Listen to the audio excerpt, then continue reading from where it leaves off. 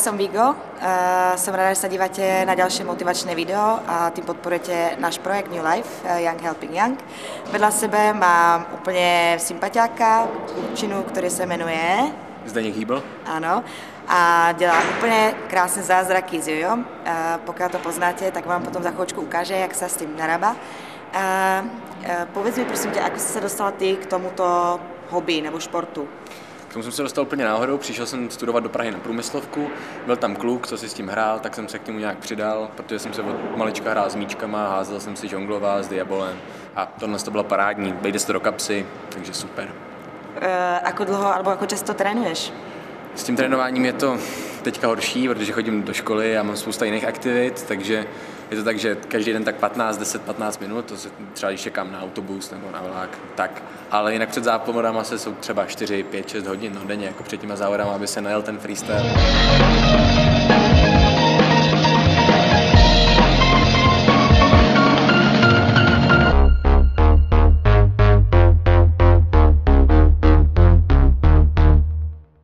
Ty závody jsou tu v Čechách nebo v zahraničí? Závodů je teďka spousta jak v Čechách, tak v zahraničí, takže stačí opravdu přijít, kouknout se na jakýkoliv stránky, stačí napsat jojo s Y do vyhledávače na Google, na Seznamu, najdete spousta soutěží. Teďka je jich víc, takových spíš menších regionálních, kde opravdu se dá soutěžit od úplných začátečníků až úplně po ty pokročilý, takže teďka nejblíž bude jeden v Letňanech, myslím za 14 dní, ve Vlašimi dalších 14 dní na to, potom nějaký v Moravském Krumlově, v Praze teďka v nejbližší době nic nebude, až vlastně v říjnu je mistrovství České republiky v divadle Ponec na Žižkově. Takže se přijdeme pozrieť na teba. Super.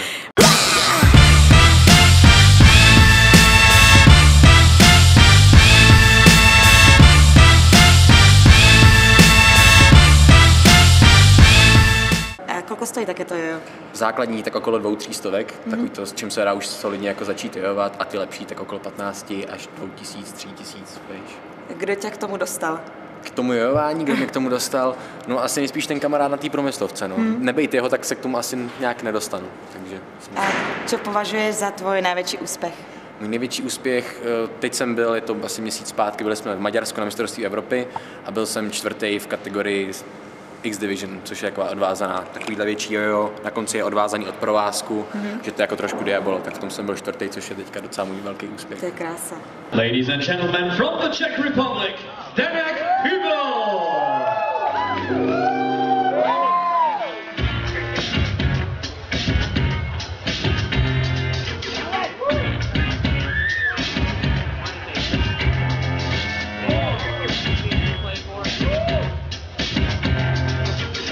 Máš nějaký lidi, který sám se něco naučil? Určitě, my se snažíme podporovat tu malou komunitu co nejvíc, nebo těch nejmladších podporovat co nejvíc, takže děláme většinou kurzy, každý z našeho týmu právě ze Slušný.net, je nás 5, tak každý většinou dělá kurzy a učí malí děti většinou po nějakých kulturních domech a domech dětí, takže se snažíme opravdu vychovávat si co nejvíc a nejvíc.